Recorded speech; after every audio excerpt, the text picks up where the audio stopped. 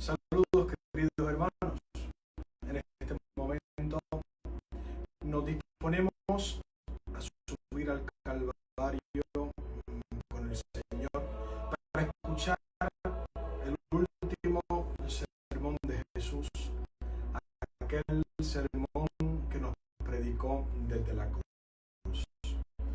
Son sus últimas palabras, palabras que manifiestan los sentimientos más profundos de su amor por nosotros, los sentimientos más profundos de su corazón, amor y salvación. Sus últimas palabras son un testamento, vienen siendo resumen y el Señor ha predicado durante toda su vida. Su última lección fueron 7 palabras, 7 breves frases que se reparten los evangelistas como sus vestidos. 3 le pertenecen a San Lucas, que son las palabras más humanas: el perdón de los pecadores, la salvación del buen ladrón y el refugio en el Padre. 3 pertenecen a San Juan, el evangelista, las palabras más íntimas: su madre, su sed y el pleno cumplimiento. Marcos y Mateo coinciden en la más misteriosa e incomprensible, en por qué Dios le ha abandonado. La conducta de Jesús es ejemplo para todos los cristianos. Por eso provoca admiración del centurión y el arrepentimiento del gentío de la muchedumbre. Jesús es modelo de misericordia y de perdón. Consuela a las mujeres, perdona a los que le van a matar y abre las puertas del paraíso al buen ladrón. Queridos hermanos, en esta meditación que estaremos haciendo, escuchemos y meditemos estas palabras para que sean en nosotros y para nosotros semillas de eternidad y den fruto abundante.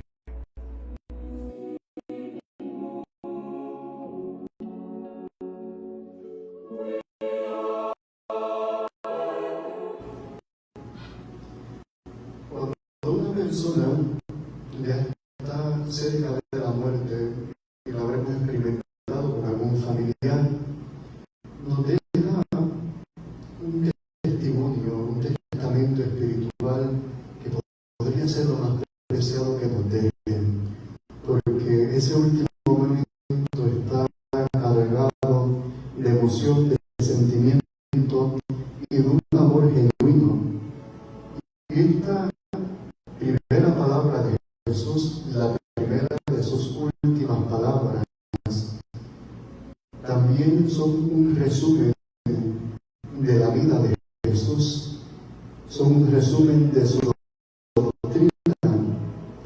Jesús nos dice en su primera palabra: Padre, perdónanos porque no saben lo que hacen. Y es que Jesús no se deja distraer por el dolor, por el sufrimiento, por la traición, por la soledad, ahí elevado en la cruz. Tan pronto Jesús ha sido elevado en la cruz, no se deja distraer por la pequeñez, por la falta de miras de aquellos que le entregan o le han crucificado, sino que Jesús sabe cuál es su misión. Su misión es beber hasta lo último del cáliz, beber hasta lo último, hasta la heces del cáliz. Y en ese beber hasta la heces del cáliz, Jesús sabe que ha venido a la humanidad, que ha venido a este mundo en una kenosis, en una humillación. Y él, siendo elevado en la cruz, sabe que su función es ser redentor, ser mediador entre Dios y los hombres. Y Jesús pide al Padre que perdone porque no sabe lo que hace. Jesús no solamente pide el perdón, sino que en el colmo del amor los excusa. Les excusa, sabe que están haciendo mal, pero les excusa y dice que no saben lo que hacen. Que les perdone porque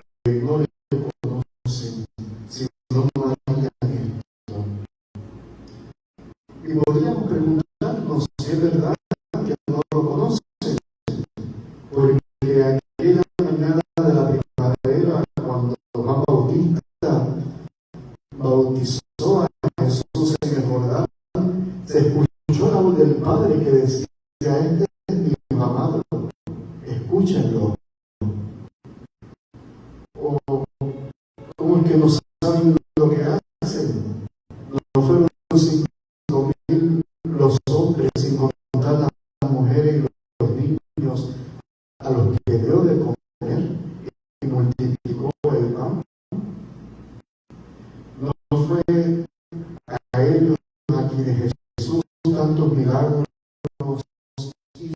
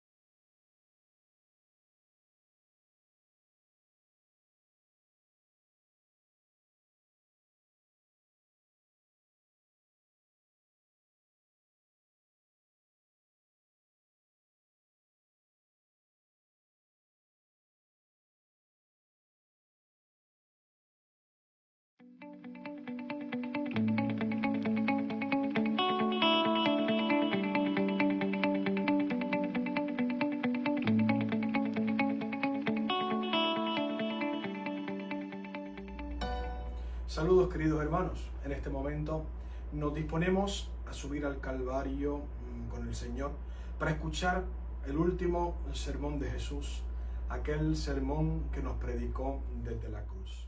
Son sus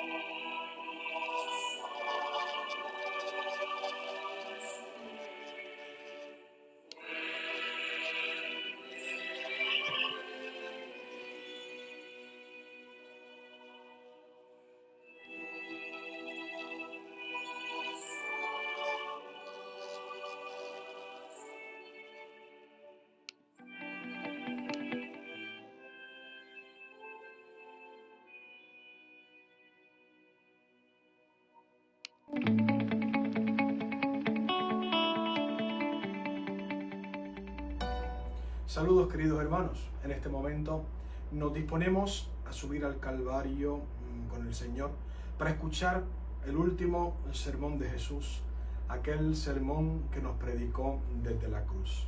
Son sus últimas palabras, palabras que manifiestan los sentimientos más profundos de su amor por nosotros, los sentimientos más profundos de su corazón, amor y salvación.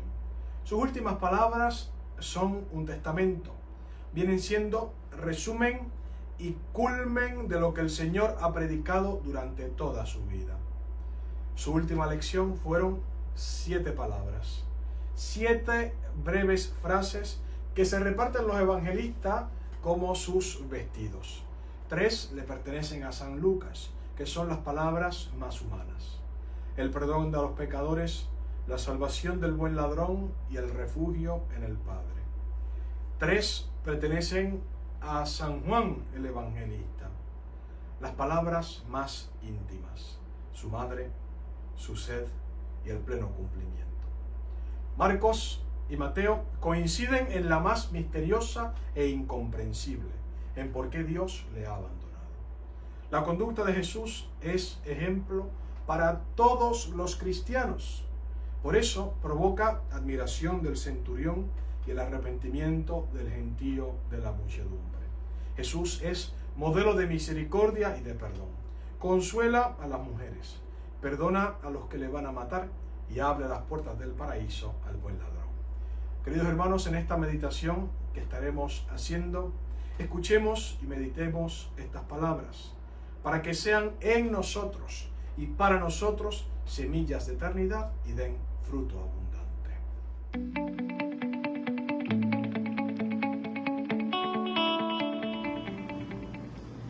Cuando una persona ya está cerca de la muerte, y lo habremos experimentado con algún familiar, nos deja un testimonio, un testamento espiritual que podría ser lo más preciado que nos dejen, porque ese último momento está cargado de emoción, de sentimiento y de un amor genuino. Y esta primera palabra de Jesús, la primera de sus últimas palabras, también son un resumen de la vida de Jesús, son un resumen de su doctrina. Jesús nos dice en su primera palabra: Padre, perdónanos porque no saben lo que hacen. Y es que Jesús no se deja distraer por el dolor, por el sufrimiento, por la traición, por la soledad, ahí elevado en la cruz. Tan pronto Jesús ha sido elevado en la cruz, no se deja distraer por la pequeñez, por la falta de miras de aquellos que le entregan o le han crucificado, sino que Jesús sabe cuál es su misión. Su misión es beber hasta lo último del cáliz, beber hasta lo último, hasta las heces del cáliz.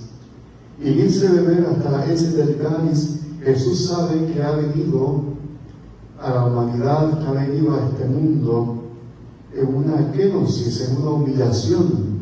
Y Él, siendo elevado en la cruz, sabe que su función es ser redentor, ser mediador entre Dios y los hombres.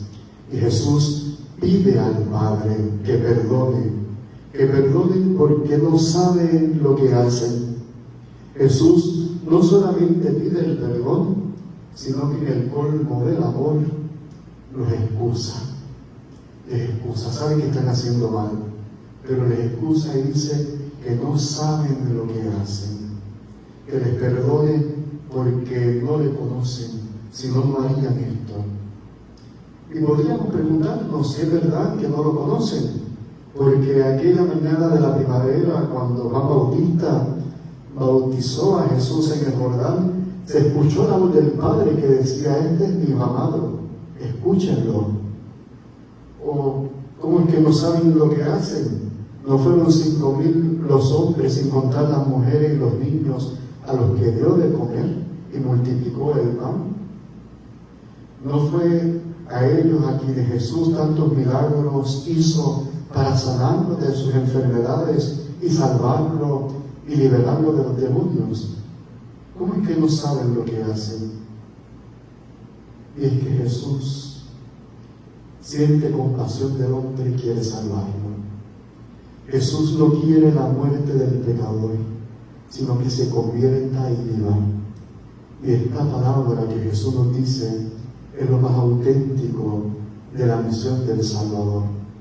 Vino a perdonar, vino a salvar. Y tal vez tú y yo también, en un momento frenético, no sabemos lo que hacemos y pecamos. Y vamos detrás del mundo, del demonio y de la carne. Y cambiamos el tesoro infinito de la gracia santificante por un momento de gozo, de placer, traicionando al Señor, llevándolo a la cruz. Pero Jesús también está dispuesto a perdonarnos porque no sabemos lo que hacemos. Aún sabiendo más o menos lo que hacemos, somos engañados por la tentación y caemos en el pecado pensando que será el sumo bien para nosotros. Jesucristo no solamente perdona, no solamente olvida, sino que excusa nuestro pecado. Y ahí el llamado a una necesidad de perdonar. Perdonar porque Jesús nos ha enseñado a amar a nuestros enemigos, amar a vuestros enemigos y orar por los que os persiguen. También nos dice, porque si solamente amas a tu amigo, ¿qué mérito vas a tener? No hacen lo mismo los publicanos y los fariseos. Nos pide que seamos perfectos como nuestro Padre Celestial es perfecto. Y nos recuerda que con la misma medida que nosotros midamos, también se nos va a medir a nosotros. Y por último, en el Padre Nuestro nos dice, perdónanos como también nosotros perdonamos a los que nos ofenden. La medida de la salvación está en el perdón. El perdón de Dios a mí y mi perdón a mis hermanos. Jesús deja el perdón como medida de la redención, de la purificación. El perdón que nos va a renovar y nos va a alcanzar el cielo. Perdonar a nuestros hermanos aun cuando es difícil, porque entre todas las cosas que el Señor nos ha enseñado, el perdonar y amar al enemigo está entre las más difíciles, pero es necesaria para nuestra salvación. No iremos al cielo si no sabemos perdonar a nuestros hermanos, si no perdonamos de corazón, para nosotros también poder recibir el perdón de Dios.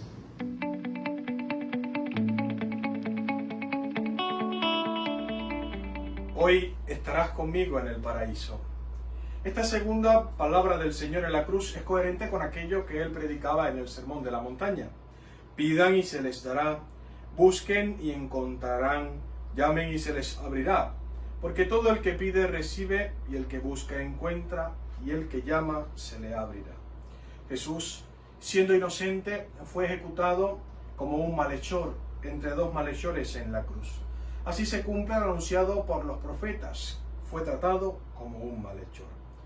Uno de los ladrones, como suele pasar mucho, quería sacar provecho y no le importaba para nada el mensaje de Jesús. No estaba dispuesto a cambiar de vida, solamente quería aprovecharse de su poder para ser liberado. Entonces le pide que muestre su divinidad bajando de la cruz. Sin embargo, es una oración egoísta, una petición disfrazada de oración. ¿No eres tú el Cristo? sálvate a ti mismo y a nosotros. Pero la bondad y la divinidad de Jesús se manifiestan manteniéndose en la cruz. Bajarse es lo que haría cualquiera, sino que el Señor se mantiene clavado en la cruz por el amor que tiene a los hombres. Muchas veces también nosotros, como el ladrón, queremos sacar provecho de Dios buscando beneficios. Queremos que Dios nos ayude a tener éxito en nuestros planes y no nos preocupamos de ver si nuestros planes y nuestros deseos concuerdan con la voluntad de Dios. Muchas veces también pedimos a Dios aquello que no puede darnos y despreciamos pedir lo que sí nos puede dar. Solemos pedirle bienes temporales, que nos libre de la enfermedad, que nos libre de todo sufrimiento, que nos ganemos la lotería, que ganemos el bingo, que ganemos el Powerball, que gane nuestro equipo de deporte favorito, que gane la Miss Universe, que me cae bien, que me aumenten el sueldo, ay Señor, que trabaje poco y gane mucho, que me quite el dolor de la artritis, que me ayude a conseguir un parking, que me ayude a encontrar ropa. Sin embargo, no le pedimos al Señor aquellas cosas más importantes, que nos haga buenos hijos de Dios, que nos libre de nuestros pecados, que cambie nuestro corazón, que sepamos aborrecer el pecado, que nos acompañe en el momento de nuestra muerte, que nos ayude a ser santos, que seamos buen ejemplo para los demás, que podamos ser sal y luz en medio del mundo. De los ladrones debemos seguir diciendo que mientras uno buscaba aprovecharse del Señor, el otro había quedado impresionado por la paz que transmitía Jesús en medio de su atropello. Incluso el otro le había escuchado pedir perdón por aquellos que le maltrataban y queda cautivado por la figura de Jesús. Por ello le hace una petición muy sencilla, pero una petición llena de vida. Jesús, acuérdate de mí cuando llegues a tu reino. Seguramente no sabía mucho cómo era ese reino, pero veía algo en él tan extraordinario que le hacía querer estar allí. Jesús, al que le insultaba, no le respondió. Sin embargo, para este, su respuesta no se hizo esperar. En verdad te digo, hoy estarás conmigo en el paraíso. Y es que aquel hombre muestra los signos del arrepentimiento, reconoce la inocencia de Jesús y hace un acto de fe en él. Por eso el Señor le promete el paraíso. San Ambrosio de Milán, en su comentario al Evangelio de Lucas, escribe: el Señor concede siempre más de lo que se le pide. El ladrón solo pedía que se acordase de él, pero el Señor le dice: hoy estarás conmigo en el paraíso. Así está cumpliendo Jesús con aquello que predicaba: no he venido a llamar a los justos, sino a los pecadores. Es importante poner atención en un detalle, y es que el Señor no le promete a este hombre nada terreno, sino el paraíso. Y es lo mismo que nos ofrece a todos y cada uno de nosotros los que creemos en él. Estas palabras del Señor manifiestan entonces su autoridad y su poder. El Señor durante toda su vida solo nos ha prometido una cosa: el paraíso. No ha prometido bienes, no ha prometido abundancia. Jesús levanta a ese ladrón humilde y le colma con el mayor de los bienes que ningún dinero en el mundo puede comprar: la salvación. Nunca ha habido en la tierra mejor ladrón que este. Le arrebató a Dios el paraíso, sencillamente con un acto de fe y una mirada de confianza. Un teólogo español franciscano, Javier Garrido, comenta: la vida cristiana es aprender a ser un buen ladrón, un buen pecador. Y esto significa saber ser un pecador arrepentido. Que la suerte de Dimas, conocido como el buen ladrón, sea nuestra suerte. La suerte de las mejores suertes. Tiene la suerte de morir junto al Hijo de Dios. Su cruz está al lado de la cruz de Cristo, que es la salvación del mundo. Y no solo eso, sino que además recibe la promesa de entrar con Cristo en el paraíso. Queridos hermanos, Cristo quiso morir como nosotros para así acompañarnos en el momento de nuestra muerte. De modo que ya no estamos solos. Jesús nos acompaña en la soledad de la muerte. No tengamos miedo a la muerte. Si hemos caminado en la vida de su mano, iremos también a la eternidad de la mano de Jesús. Ojalá pudiésemos vivir nosotros de tal manera que en el momento de nuestra muerte escuchemos esas mismas palabras de perdón y de esperanza. Si nos tocase morir hoy, ¿mereceríamos escuchar estas palabras de boca de Jesús? Todavía estamos a tiempo. Aunque tengamos la conciencia cargada de pecados, cargada con crímenes inimaginables, si le decimos de verdad al Señor, perdóname, el Señor también nos dirá, estarás conmigo en el paraíso.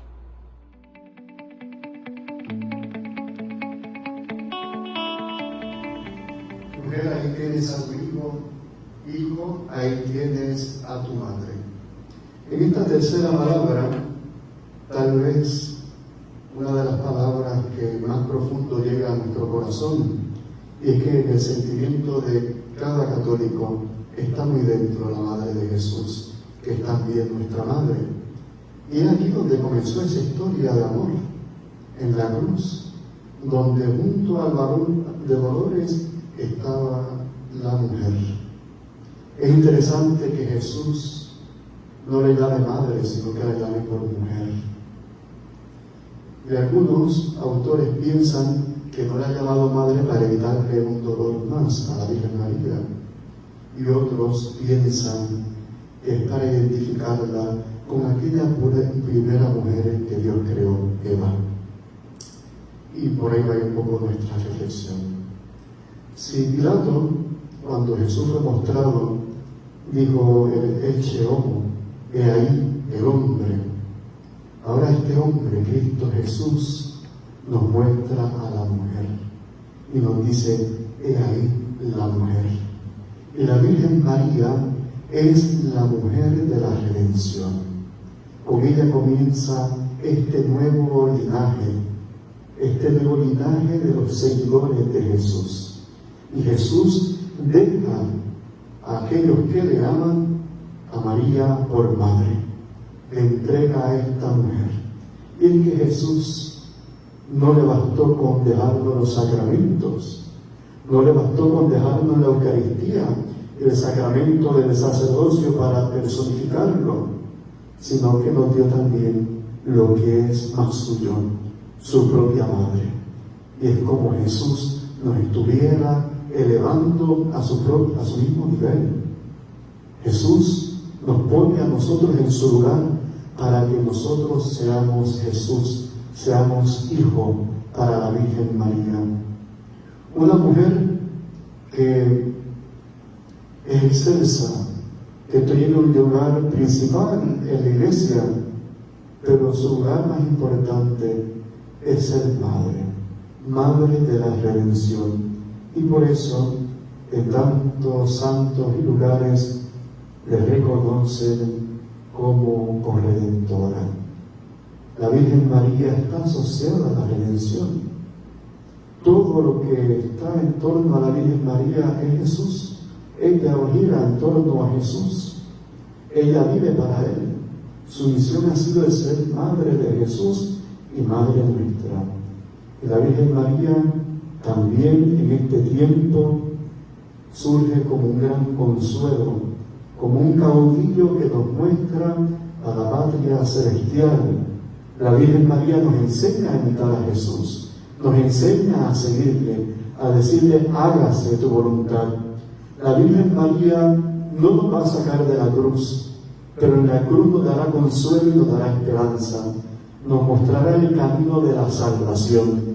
Y podemos estar tranquilos de saber que si la Virgen María está presente, estamos a salvo, estamos seguros, estamos con el crucificado. Ella no viene sola, viene a mostrarnos a Jesús, el Redentor, el Salvador de las almas. Podemos estar seguros que si la Virgen María está presente como signo de salvación. He aquí a la mujer, he aquí a la madre que nos llevará siempre a adorar a Jesús y a hacer la voluntad del Padre.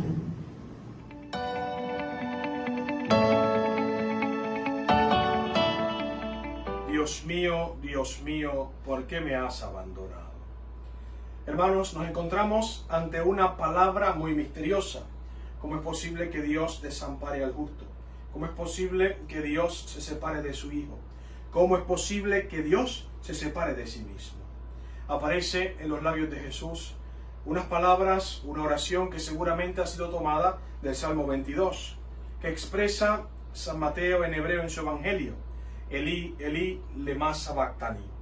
Nos encontramos entonces en el punto más profundo y difícil de la cruz. Dice el Evangelio que Jesús gritó con fuerte voz. ¿Por qué gritó? ¿Acaso sintió un tormento más fuerte al tormento que le mataba?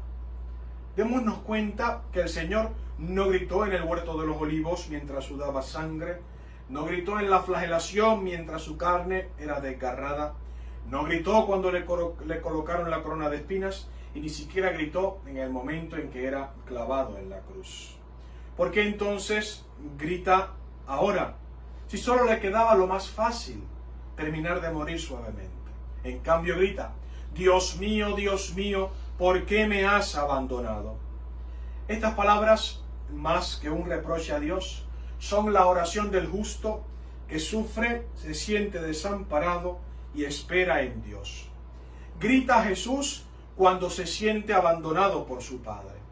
Y esto es un misterio. ¿Cómo se siente abandonado aquel que había dicho que el Padre siempre le escuchaba?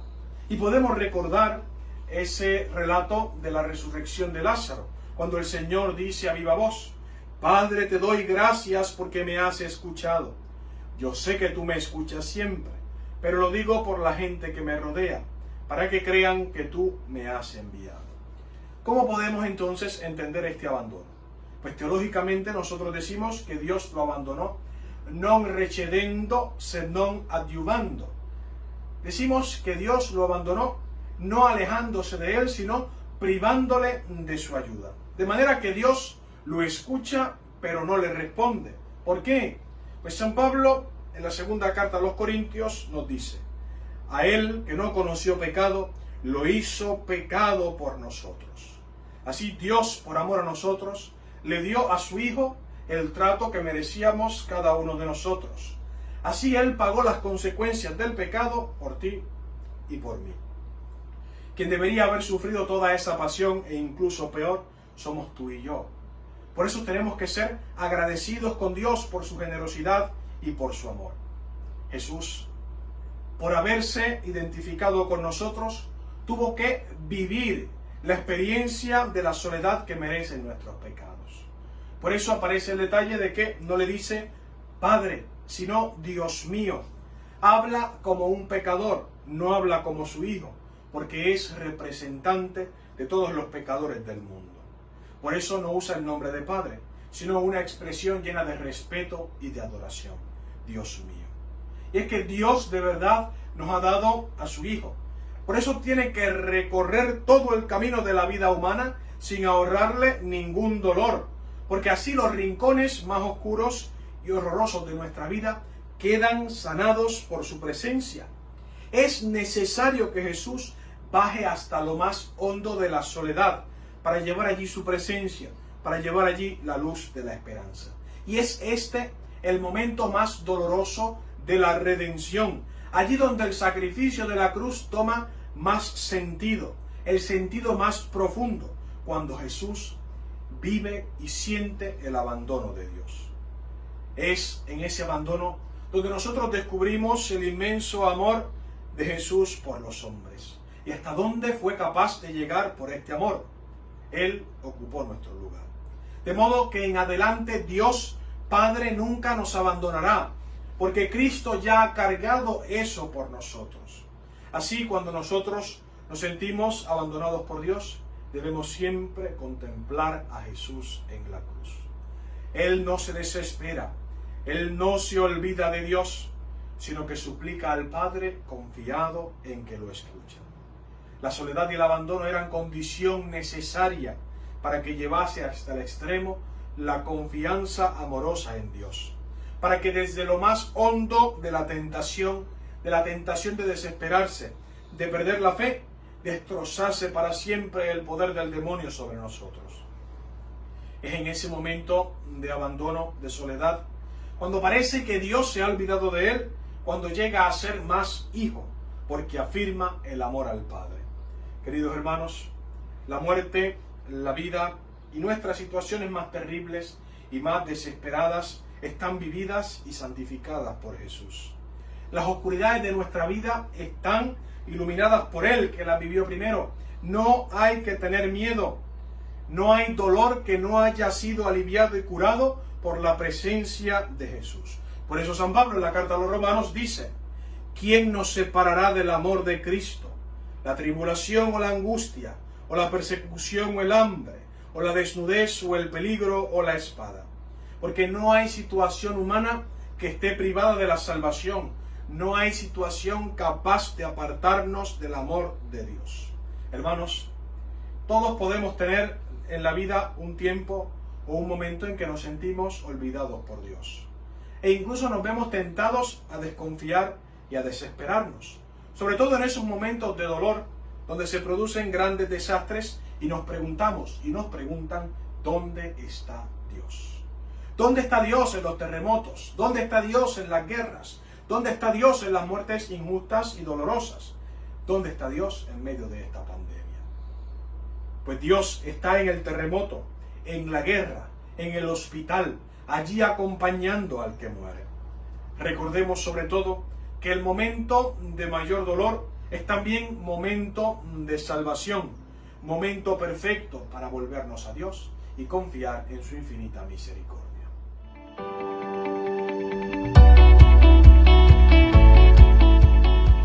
La quinta palabra, Jesús expresa como un quejido y dice: tengo sed. Si bien podría parecer una queja, no lo es en realidad. Jesús ha aguantado los azotes, ha aguantado la crucifixión, ha aguantado la burla, los golpes, y sin quejarse. Podría haber pasado la sed también sin quejarse. Pero sabemos que Jesús no ha dicho ni una sola palabra en vano. Todas las palabras del Señor tienen un sentido profundo para nuestra salvación. Y esta quinta palabra no es la excepción. Cuando Jesús dice que tiene sed, en un primer plano podemos pensar en la sed física, que es natural. Jesús ha perdido sangre, sudó sangre en el huerto de Getsemaní, ha perdido sangre en la flagelación, ha sido golpeado, el sol le está dando, ha sido crucificado y está perdiendo la sangre. Algunos expertos dicen que para ese momento de la crucifixión Jesús podría tener 40 grados de fiebre por todo lo que estaba padeciendo su cuerpo. Así que tendría una sed verdaderamente ardiente, una sed hiriente, insoportable. Pero toda la tradición católica concuerda que esta sed va más allá de la sed material, sino que hay una sed espiritual que realmente devora al Señor. El celo de tu casa me devora, y esta es la sed del Señor. La sed por las almas, la sed por un poco de correspondencia de nuestra parte a su infinita generosidad. Jesús alarga la mano como si fuera un mendigo, pidiendo de nosotros por lo menos un consuelo, un acto de amor, un deseo de seguirle con fidelidad. Esta sed de Jesús es la sed que le movió a bajar del cielo para salvarnos, la sed del amor de Dios por los hombres. Y esta escena de tengo sed nos lleva inmediatamente a ese capítulo 4 de San Juan, cuando en el pozo de Jacob Jesús le dice a la samaritana: tengo sed, dame de beber, dame de beber. Y este beber sabemos que era mucho más profundo que el poder tirar el jarro en el pozo y darle un poco de agua. Jesús le dice a esa mujer: si tú supieras quién te pide beber, tú le pedirías a él y él te daría un agua que salta hasta la vida eterna. un agua viva que salta a la vida eterna. La sed de Jesús es una sed por colmar nuestra vida, que con nuestra correspondencia Él pueda santificarnos y darnos aquello que más el hombre ansía, que es la felicidad. Si Jesús tiene sed de nuestra correspondencia, el hombre es un sediento de felicidad. Y es que Dios mismo ha puesto en nuestro corazón ese deseo de ser felices, ese deseo de alcanzar la plenitud, de encontrarnos. Y esa sed la vamos a tener siempre, hasta que encontremos a Dios, que es el único que puede saciar la sed del hombre. Y muchas veces el hombre, buscando saciar esta sed, se va a volcar en las cosas del mundo, en la pasión de la carne, buscando inquietamente algo que le dé felicidad. Muchas veces alcanzará solamente algo que le dé una felicidad momentánea, pasajera, pero que no colma, que no llena. Y es que esa sed de Jesús se complementa con nuestra sed de Dios, como nos dice el Salmo 41, como busca la sierva corrientes de agua, así mi alma te busca a ti, Dios mío. Y es que el hombre no tiene plenitud ni felicidad si no se encuentra en Dios, si no se encuentra en Jesús, si no le tiene a Él, porque solamente podemos ser felices haciendo la voluntad de nuestro Creador. De ahí que tantos que siguen ideologías infinitas, nuestro mundo está tan lleno de ideologías que prometen pero que no dan, que consuelan por un momento pero que rompen por dentro, que quitan la identidad de la persona y su dignidad. Jesús no viene a quitarnos, viene a darnos. Simplemente pide que nosotros queramos recibirles. Y que hermanos, como dice San Agustín, nos hiciste, Señor, para ti, y nuestro corazón está inquieto hasta que descanse en ti.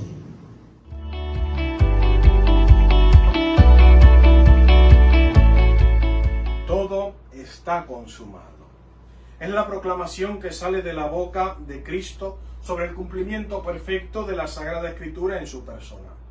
Así se manifiesta que Jesús era consciente de que había cumplido la misión salvadora hasta el último detalle. Ni un solo detalle faltó. Decía el profeta Isaías que nacería de una virgen, y delante de él estaba la Inmaculada Virgen María.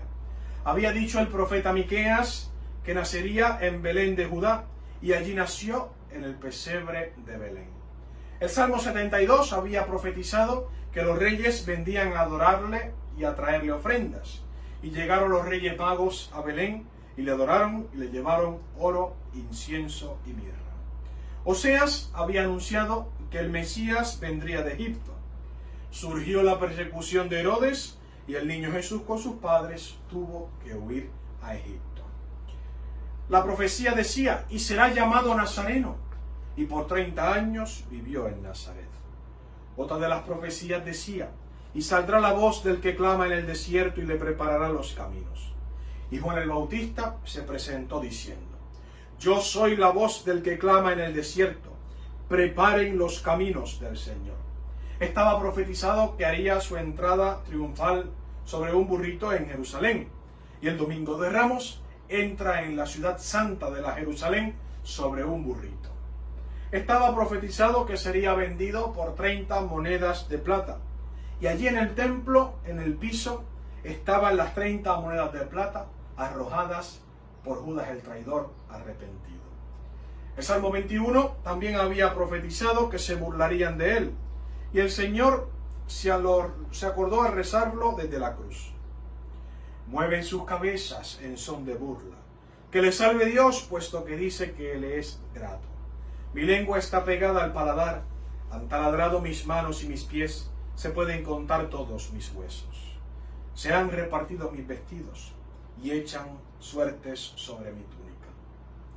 El Salmo 69 profetizaba: y en mi sed me dieron a beber vinagre, y el soldado, tomando la lanza, le dio a beber vinagre.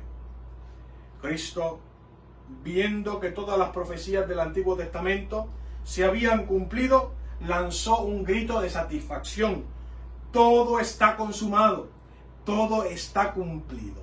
Ese grito viene siendo ese broche de oro con que corona toda su vida. No es una derrota, por el contrario, es una declaración de victoria. Había cumplido la voluntad del Padre, había cumplido el propósito para el cual había sido enviado, y tantas veces lo había dicho: he bajado del cielo, dice en el Evangelio de Juan, no para hacer mi voluntad, sino la voluntad de aquel que me ha enviado. Hemos sido liberados del peligro o de la condenación, porque la culpa de todos nuestros pecados fue puesta sobre los hombros de Cristo, y gracias a Él entonces somos libres. Cristo ha hecho una obra completa.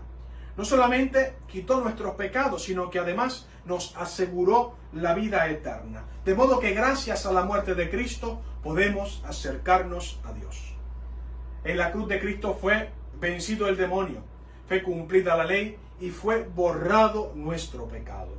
Por eso la cruz deja de ser signo de maldición y se convierte en puerta del cielo para todo aquel que cree en Cristo crucificado.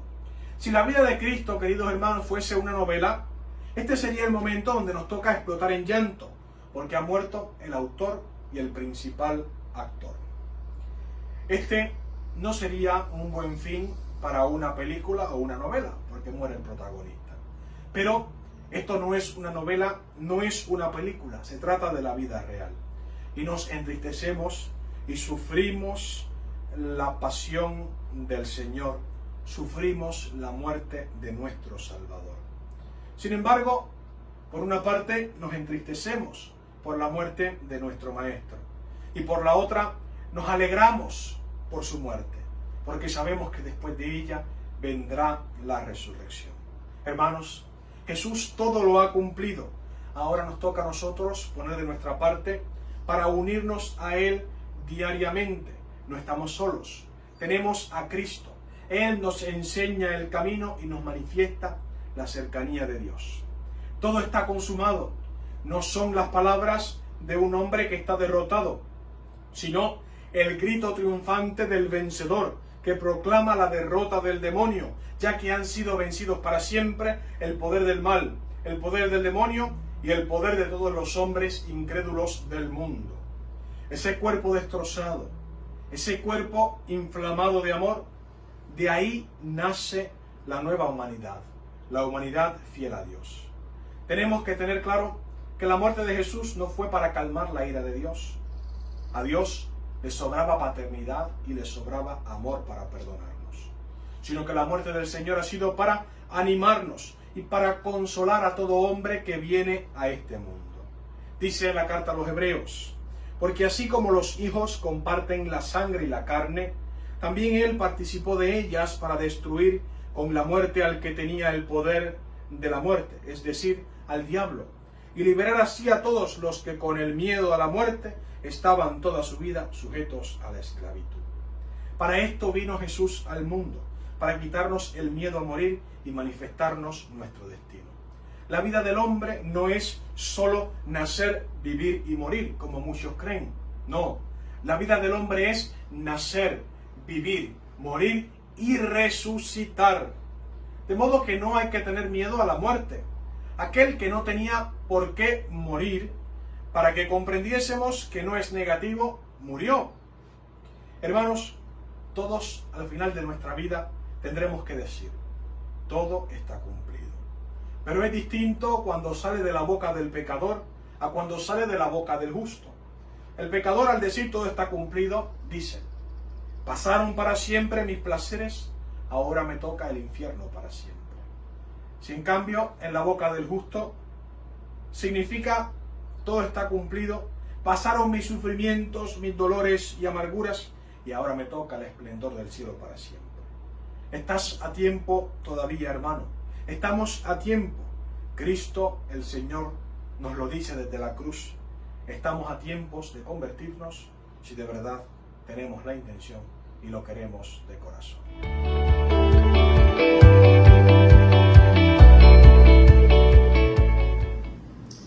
En séptima palabra, Señor, en tus manos encomiendo mi espíritu. Padre, en tus manos encomiendo mi espíritu. Si la quinta palabra se dirigía a los hombres, Jesús pidiendo que le dieran de beber, en esta última palabra, Jesús mira al cielo, mira allí de donde ha venido, de su Padre, y le dice a su Padre: en tus manos encomiendo mi espíritu. Esta última palabra, hermanos, es la lección más profunda que tenemos que aprender como cristianos, a vivir encomendados a Dios, nuestras vidas en las manos de nuestro Padre, tanto para que el Padre nos proteja y nos cuide, como también para nosotros hacer la voluntad del Padre. No vale, hermanos, tener a Dios en los labios si no le tenemos en el corazón y no lo testimoniamos con nuestras obras. Y Jesús, levantando sus ojos al cielo, clamó con grande voz: Padre, en tus manos encomiendo mi espíritu. Padre, Abba Padre. Decirte, Jesús, que no es un padre cualquiera, sino que es el niño que confía totalmente en su Padre, que lo sostiene y que lo lleva de la mano. En este momento Jesús vuelve su mirada al Padre, sabiendo que está en las mejores manos, que ha ido a la cruz haciendo la voluntad del Padre. En el huerto de Getsemaní le pidió que apartara de él ese cáliz, pero no se haga mi voluntad sino la tuya. Y aquí Jesús, cumpliendo a cabalidad hasta el extremo la voluntad del Padre, por amor al Padre y amor a los hombres, ahora le da su consumatum est. Todo está consumado, todo se ha cumplido. Y Jesús sabe que ahora todo tiene que volver al Padre. Y es que Jesús vino a los hombres para llevarnos al Padre. Esta es la misión de Jesús. Esta es la misión que la Iglesia sigue prolongando a través del tiempo. Llevar a los hombres a Dios. Decirle a los hombres que enseñen, que aprendan a decirle al Padre: Padre, voluntariamente te entrego mi alma, te doy mi corazón. Es que es tuya, te pertenece a ti, no es mío, lo he recibido yo como don. El Hijo, que es consustancial al Padre, que el mismo nos dijo: el Padre y yo somos una misma cosa, es el mismo que ahora se entrega a Él, no vencido por la muerte, sino que Él le permite a la muerte llegar hacia Él.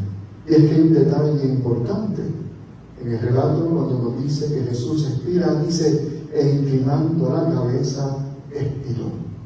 Jesús no muere como los demás hombres que expiran, pero primero después de expirar inclinan la cabeza.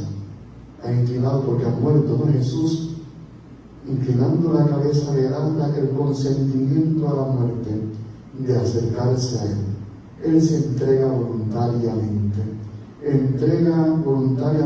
su vida, porque Jesús no es siervo de la muerte.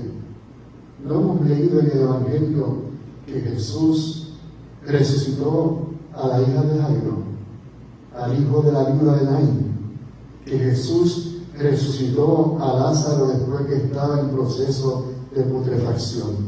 Jesús no es súbdito de la muerte, es la muerte la que es súbdita de Jesucristo.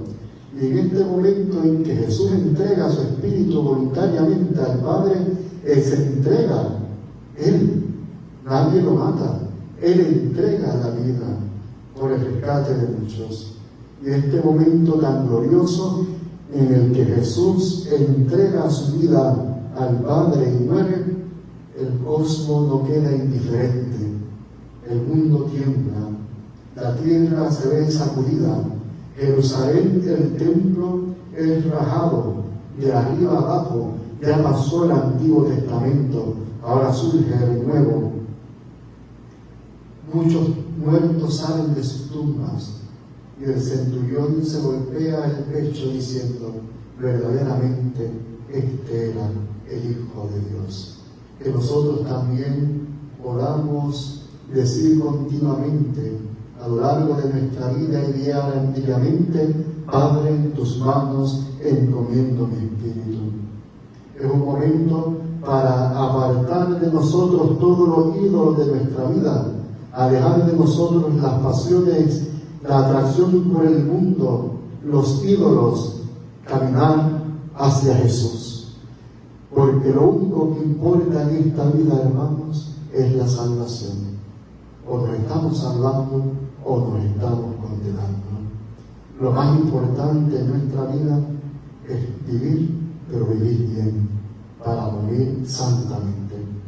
En esta última palabra le pedimos al Señor que nos conceda la gracia de la santa muerte, de poder morir cristianamente con los sacramentos, con el viático, abrazando a Jesús. Que la última palabra que podamos decir nosotros también sea la última palabra que dijo Jesús: Padre, en tus manos encomiendo mi espíritu.